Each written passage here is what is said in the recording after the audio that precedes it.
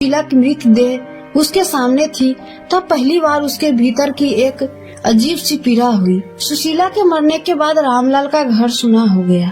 वह अपने ही पैसे कमाने में लगा रहा, पहले की तरह पैसे कमाने में लगा रहा, मगर अब उसकी दौलत उसे पहले जैसी खुशी नहीं देती थी। लोग अब उससे और भी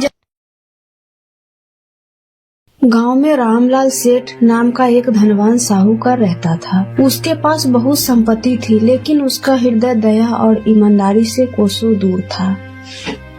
अरे पैसे नहीं है तो जमीन दे दो। अरे सेठ पैसा तो दे दूंगा, इतना परेशान क्यों हो रहे हो?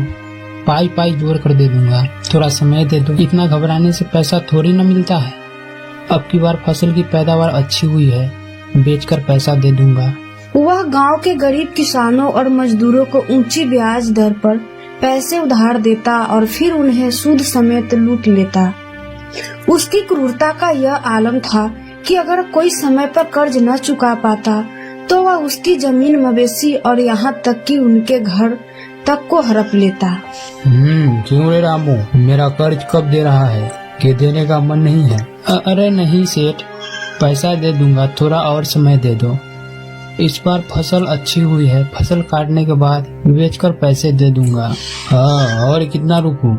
1 वर्ष हो गए हैं और बार बार यही सुनने को मिलता है। अरे सेठ, पिछले बार पैदावार तो हुई थी, लेकिन बाढ़ में दह गई थी, इसलिए पैसा नहीं दे पाया। इस बार पैसे दे दूंगा। उसी गांव में रामदीन नाम का एक गरीब मगर ईमानदार किसान भी रहता था। वह अपनी मेहनत और सच्चाई के लिए जाना जाता था। उसके पास ज्यादा जमीन नहीं थी, लेकिन वह जो भी कमाता अपने परिवार के साथ खुशी खुशी गुजर बसर करता था। गांव के लोग उसकी ईमानदारी की मिसाल देते थे। अरे रामदीन की तरह तो कोई इंसान ही नहीं है, लेकिन बेचारा घर की स्थिति से परेशान है। लेकिन बेईमानी से कोई धन नहीं कमाता। उसने जो भी धन कमाया है ईमानदारी से कमाया है और अपने बच्चों की परवरिश कर रहा है। एक साल गांव में भयंकर सूखा पड़ा। बारिश न होने की वजह से किसानों की फसलें बर्बाद हो गई। लोग भूखे मरने लगे। ऐसे में रामदीन के पास अपनी पत्नी और बच्चों को खिलाने के लिए कुछ भी नहीं बचा। मजबूर होकर उसने रामलाल सेठ से कर्ज लेने का फैसला किया। अरे सेठ, मुझे कुछ पैसे दे दो, अगली बार फसल बेचकर सूद समेत आपको लौटा दूंगा। रामदीन के पास तो बहुत सारा जमीन है, इसे पैसा दे देता हूँ। पैसे लौटाया तो ठीक, नहीं तो जमीन ले लूंगा। बोलो रामदीन, कितना पैसा चाहिए? सेठ, 5000 दे दो, बाद में सूद समेत लौटा दूंगा। बस इतना में क्या होगा, और ज्यादा ले लो। अरे नहीं सेठ, इतनी रकम बहुत है।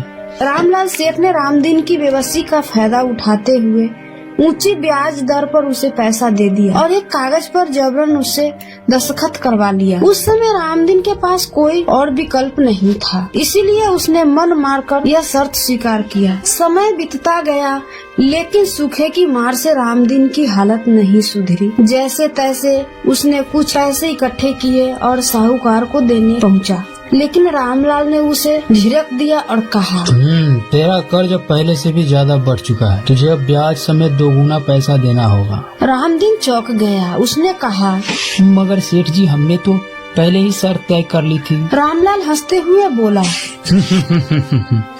शर्तें तो मैं तय करता हूँ, तुझे माननी होंगी। अगर तू पैसे नहीं लौटा सकता तो अपनी जमीन मेरे नाम कर दे। रामदीन का दिल बैठ गया। वह जानता था कि साहूकार की यह चाल उसे बर्बाद करने के लिए थी, लेकिन ईमानदार आदमी था, इसीलिए उसने समय मांगा और मेहनत करने के लिए तैयार हो गया। रामदीन ने हार नहीं मानी।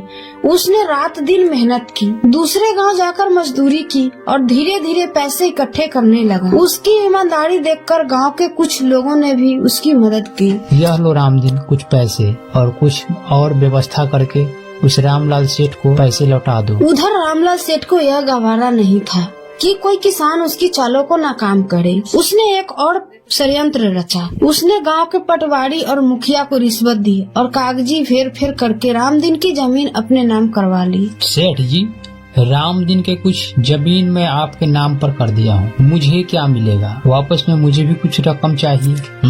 अरे हाँ मुखिया जी, आपको भी भारी रकम दूंगा, आप फिक्र मत करो। जब रामदीन को यह बात पता चली तो उसके पैरों तले जमीन खिसक गई। वह सीधे पंचायत में पहुंचा और न्याय की गुहार लगाई। सरपंच जी, हमने रामलाल से उधार लिए थे और जब लौटाने गए तो रामलाल ने पैसे नहीं लिया और बेईमानी की नजर से हमें लौटा दिया और अब वह मेरा जमीन चुप चोरी से अपने नाम पर करवा लिया है। ऐसे में मैं और मेरे बच्चे तो रोड पर आ जाएंगे। अब आप ही मुझे न्याय दिलाइए। गांव के लोग रामलाल सेठ की काली करतूतों से पहले ही परेशान थे। जब पंचायत बैठी तो कई लोगों ने गवाही दी कि रामलाल ने नाजायज तरीकों से गरीबों की जमीन हड़प रखी है। रामलाल ने पहले तो बहाने बनाए, लेकिन जब उसकी धोखाधड़ी की सबूत सामने आए तो उसे झुकना पड़ा। पंचायत ने फैसला सुनाया कि रामदीन की जमीन उसे वापस दी जाए और रामलाल सेठ पर भारी जुर्माना लगाया जाए। रामलाल सेठ का अहंकार चकनाचूर हो गया, उसकी प्रतिष्ठा गिर गई और लोग उससे कर्ज लेना बंद कर दिए। धीरे धीरे उसकी हालत खराब होने लगी। दूसरी ओर रामदीन की मेहनत रंग लाई। उसकी ईमानदारी और मेहनत ने उसे फिर से खुशहाल बना दिया। सुशीला एक सीधी सादी और दयालु औरत थी। वह हमेशा चाहती थी कि उसका पति गरीबों की मदद करे, मगर रामलाल ने कभी उसकी बात नहीं मानी। समय बीतता गया और सुशीला को गंभीर बीमारी ने जकड़ लिया। गांव का वैद्य इलाज करता रहा, मगर उसकी हालत दिन ब दिन बिगड़ती चली गई। रामलाल, आपकी पत्नी की तबीयत बिगड़ती ही जा रही है। आप इन्हें शहर के कोई अच्छे से अस्पताल में दाखिला कराओ और अच्छे से इनकी इलाज कराओ, नहीं तो इनका बचना मुश्किल हो सकता है।